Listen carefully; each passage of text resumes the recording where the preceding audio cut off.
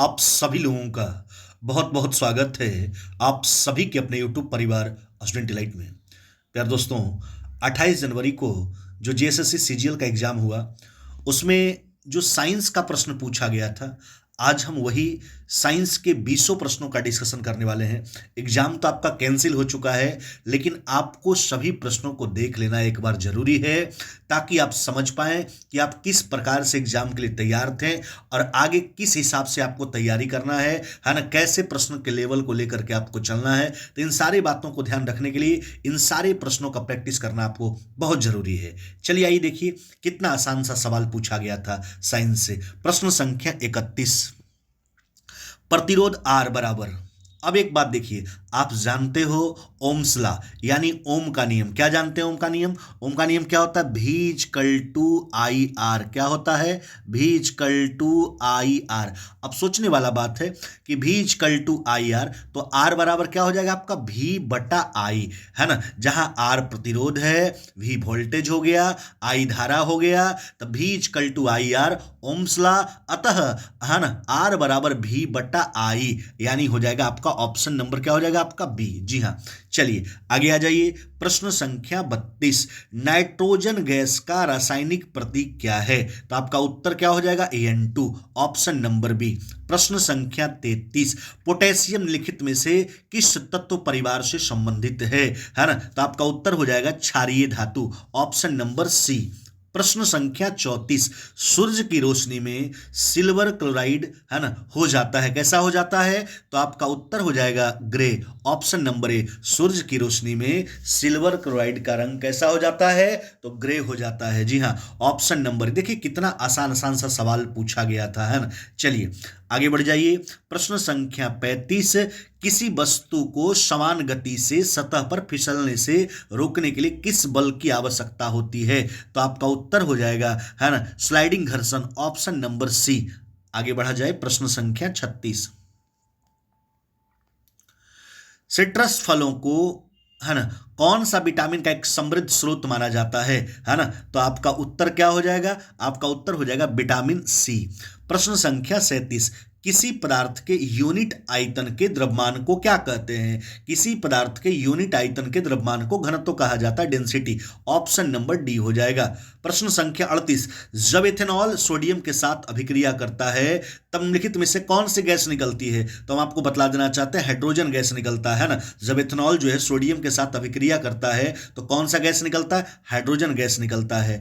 आगे बढ़ जाइए। एक अलग डिस्टिंक्ट प्रतिध्वनि सुनने के लिए मूल ध्वनि और प्रतिध्वनि के बीच कितने न्यूनतम समय अंतराल की आवश्यकता होती है? तो आपका उत्तर हो जाएगा 0.1 सेकेंड का आवश्यकता होता है।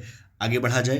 प्रश्न संख्या 40, देखिए 10 सेकेंड में 25 कूलम का आवेश एक बैटरी से छूटता है, कितनी धारा प्रवाहित होती है? देखिए आप जानते हैं आई इजकल टू, है ना, I is equal to Q by T, नहीं, I is equal to Q by T.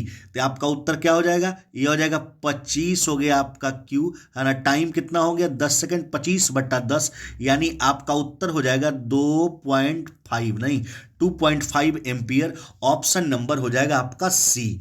चलिए आगे बढ़ जाइए। प्रश्न संख्या 41, निम्नलिखित में से किस अंग में बोमैन कैप्सूल पाया जाता है? तो वह है आपका किडनी यानी गुर्दा, ऑप्शन नंबर बी हो जाएगा। आगे बढ़िए। निम्नलिखित में से कौन एक फलीदार पौधा है? तो फलीदार पौधा है आपका मटर। कौन सा है आपका? मटर। चलिए आगे बढ़िए। प्रश्न संख्या 43, 43, निम्नलिखित में से कौन सा सजातीय श्रेणी का समूह बनाता है? तो ऑप्शन ए हो जाएगा इथाइन, प्रोपाइन और ब्यूटाइन, है ना। चलिए प्रश्न संख्या 44, निम्नलिखित में से कौन सा न तो अम्ल है और न ही क्षार है? तो कौन सा है आपका? वह है आपका KCl, जी हाँ, potassium chloride, option number B. प्रश्न संख्या 45, अम्लीय विलयन में फिनोल्फेथिलीन का रंग कैसा होता है? तो आपका उत्तर हो जाएगा रंगहीन होता है। कैसा होता है उसका रंग? रंगहीन होता है, बिना कोई रंग का होता है। चलिए उस उपकरण का नाम बताइए जो किसी वाहन की तत्कालिक गति को मापता और प्रदर्शित करता है। तो उस उपकरण का नाम क्या है जो वाहन की गति को मापता है? तो है स्पीडोमीटर, ऑप्शन नंबर ए हो जाएगा। आगे बढ़िए। प्रश्न संख्या 47, एक अवतल लेंस की फोकस दूरी 15 सेंटीमीटर है। यदि वस्तु को लेंस से 30 सेंटीमीटर की दूरी पर रखा जाए तो प्रतिबिंब की दूरी क्या हो जाएगी? आपको लेंस फार्मूला पता होगा, 1/f equal to 1/v minus में 1/u। इसी के माध्यम से जब आप प्रयोग करोगे इस प्रश्न में तो इसका उत्तर हो जाएगा माइनस में 10 centimetre. Option number a lens formula है ना। चलिए प्रश्न संख्या 48, इनमें से कौन सा रोग आमतौर पर मच्छरों द्वारा फैलता है?